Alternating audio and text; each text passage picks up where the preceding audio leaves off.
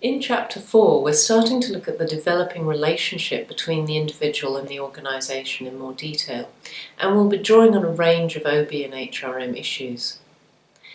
The basis of this relationship could be considered the formal work contract, where HR obviously plays a key role, but the individual organisational relationship is far more complex than what's captured in that single legal document. So we will also consider the psychological contract too.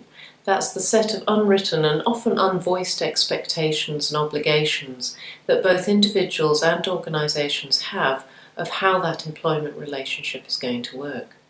We'll then move on to consider the different ways that individuals and organisations try to manage that relationship.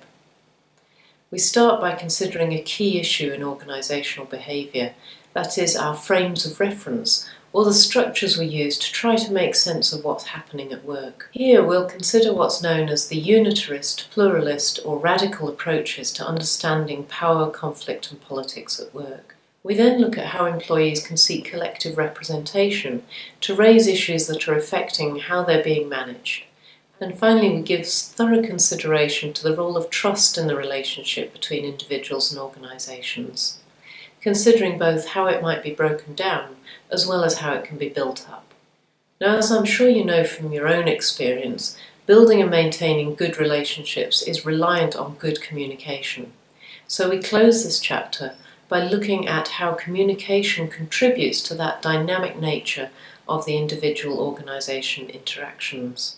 We can sometimes fall into a trap of thinking that communication in organisations is simply just passing on information, but we'll see in this chapter that it's actually an active process with specific goals.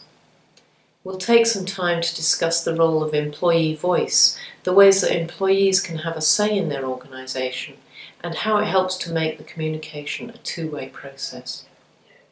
Throughout this chapter, you'll learn about how the employment relationship is constantly changing and evolving as individuals interact with their work organisations.